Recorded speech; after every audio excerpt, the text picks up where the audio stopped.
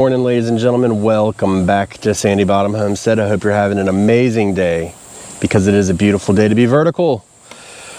Yeah, there's a, the gardening is a confusing part of life, especially if you really take into it and you want to get your food and grow your own food as much as you can. I don't really advocate for 100% self-sustainability harvesting. I think it's difficult to do that, but I think you can easily hit 50 to 75% of your needs depending on how much work you want to put into it.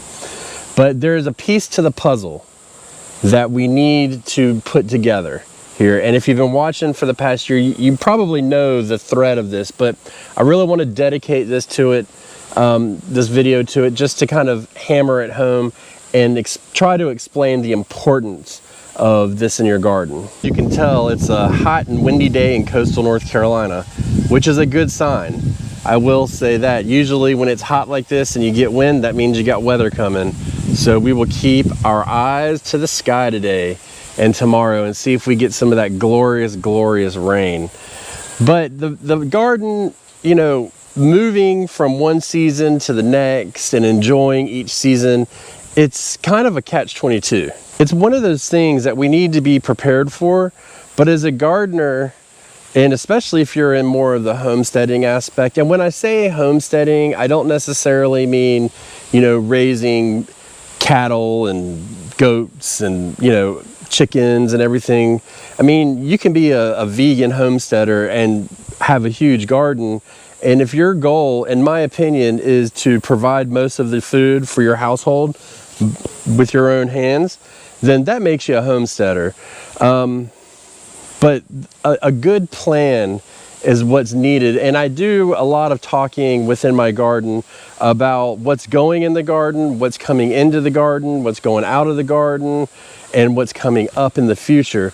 And so I'm always trying to stay one step ahead of the season. I really do want to enjoy the garden season, and I want to grow and stay in the moment. But at the same time, once you start learning how plants grow and start maturing and the seasons that they grow in, then that there's a time when they need to come in, but there's a time ahead of it that they need to get planted.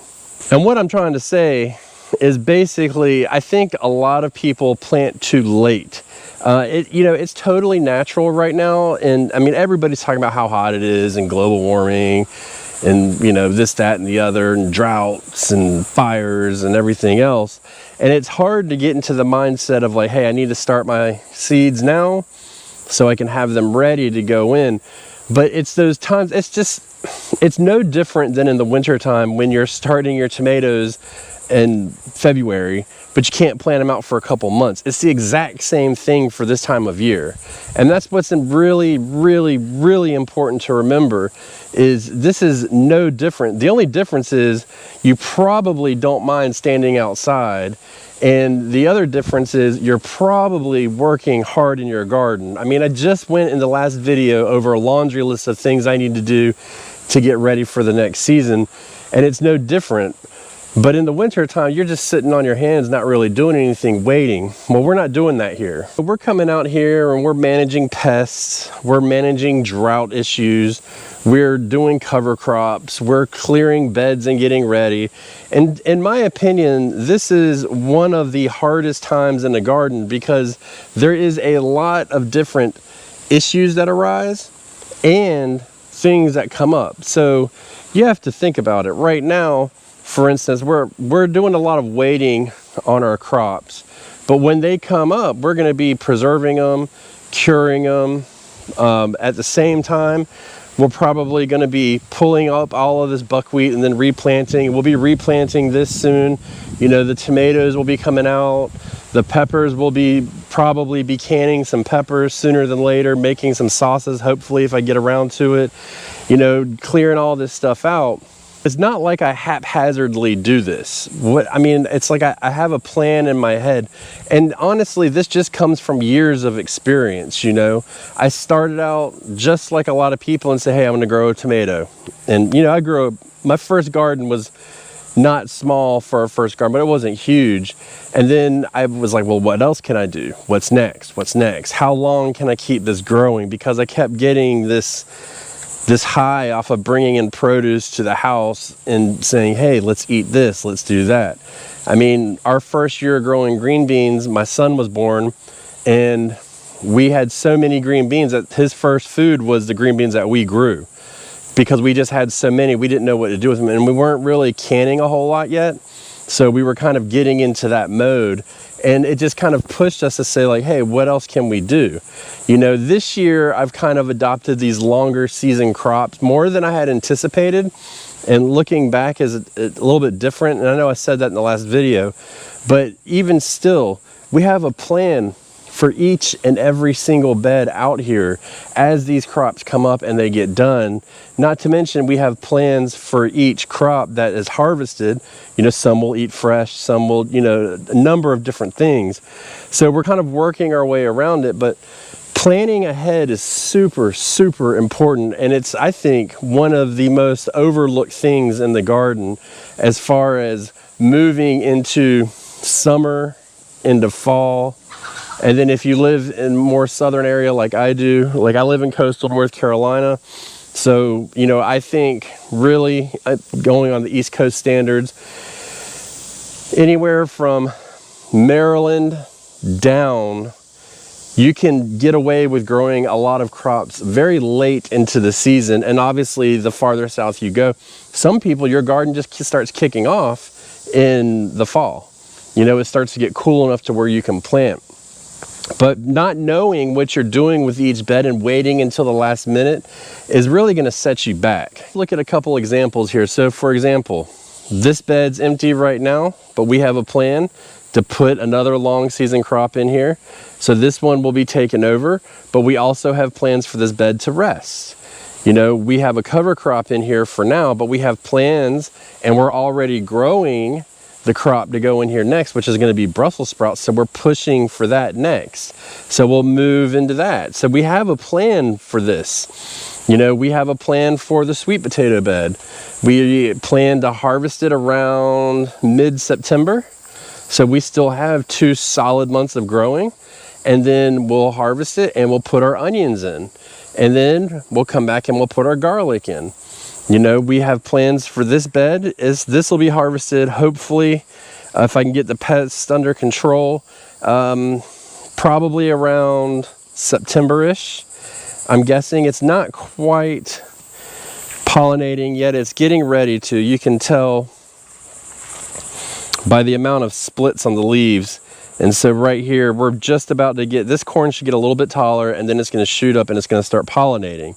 And so then after that, we know that we're going to put longer season crops in this bed, but we also know that this bed here, once it's done with the tomatoes, we're going to put shorter season crops in here and let it rest. So we have a plan for each and every single bed in here. I mean, take for example this wild garden over here. It's, you know, there's no change in it whatsoever. It's still struggling. And actually, so remember I told you recently that the raccoon has just been decimating us. Well, I went out to my beehive the other day. This is going to piss you off. And there was a half-eaten green tomato sitting on top of that wooden beehive right there, that wooden colored beehive. And he is just sitting on my beehive eating my tomatoes, which is pissing me off. So I'm still trying to get them. But you know, we come out here to this garden. You know, we've deemed this garden, now we have deemed this area a failure. End of story. It's taken a number of years, a number of adjustments, but for right now, we have deemed this an absolute failure and we're ready to move on from it. That being said, we still have a plan for it. So what we're gonna do is quite simply, we're gonna clear everything out, anything that's not growing anymore, like when the tomatoes are gone, they're gone. We'll pull those up. We're still, depending on how much rain we get, we may leave this one just to see what it does. But these beds right here, they're gonna be emptied, and we're gonna put buckwheat in them to support our bees. And then we have a plan to move these beds in the winter. So we have a plan for this. But see, to take it a step further, I also have another plan in place for them once they get planted. So I already know what I want to plant in there, when I want to plant in there, which means then I also know when I need to start my seeds for it. So I've spent my time planning all of this out. And when I started planning in my garden out better and more cohesively, I really started to flourish as a gardener. As a matter of fact, if you want to stomach my old videos, you can go back and watch the change over the years of my garden. And that's really my point of this channel, is to see how as a gardener you can grow and change and do different things and change your methods. I'm not hung up on any certain method, never have been and never will be. I like what I'm doing now. I think my crop selection for this year was not as well thought out as it could be. I think that if everything comes to fruition, it could kind of be, it will be a lot better than we're thinking. But this was just due to me testing different things out, wanting to learn more about certain crops. I mean, all of this is a plan that I had in place, and I knew this year that this was going to be a lot different kind of year for me because of my plan, because of the choices that I made. Before you get out and you just start doing stuff haphazardly, think about what you want to do. Think about the challenges you're going to have for each individual bed in your yard and how you're going to grow. You know, I have gone through many different iterations of what I can do with this bed until I've landed on what I'm going to do. And so I'm thinking that this is going to work out really good for us. But, you know, I went through, you know, all the different pests we have. We have this raccoon issue that we're dealing with this year, which that son of a bitch is going to make me mad. I can't even stand to think about it. You know, we've got this cover crop thing, so we've got to make sure that we time this out right. We've got to get the harvesting time right. Every couple years, I typically, and if you stick around, if you subscribe, you will see next year that my plan will change again, and you'll see me go into a more conservative planting next year based on what I've learned this year. So I'll plan it out a little bit different. But for instance, I'm already walking around and looking at my garden, and I'm planning in my head, like, very loosely, but I'm already thinking, okay, next year what's going to go here, what's going to go there. And it will continue to change. It's not going to be perfect all the time, but I will continue to change it and work on it and think about it throughout, at the same time as hammering down these different areas. So for instance, a very small instance is just a day or two ago, I was out here and I was talking about these pots and what I wanted to put in them, and I was saying, hey, I'll put a quick flower in there or something. Well, I was kind of out here looking around, and so my official plan is I came out here and dumped these basil seeds out. Well, you can see it's overcrowded, so what I'll do is I'll just transplant a couple in there. This is specific to my garden because I want them to bolt, to flower, so that my bees can take and consume the pollen from these basil plants. So that's what we're looking to do here, but this is very specific to my garden. It's always been in the back of my mind, but you know, looking at that pot and how packed it is, I can take a couple plants out and spread them around and meet my goal for the year. You know, I can do this across the board. You know, like this issue right here with this trellis where the mosaic virus has taken hold. You know, I have to be flexible and plan to do something different for multiple years. I may just remove this trellis altogether and not even have a trellis here, you know, when it comes down to it. I mean, I don't know exactly what I'm going to do, but what I do know is that this is coming out and we're changing the way this goes, and we're going to build our plan accordingly instead of beating my head up against a brick wall hoping something changes when it absolutely won't change. It clearly is here to stay, and I need to make a change. And once I do that and I make a plan accordingly, then my garden will start to come together even more.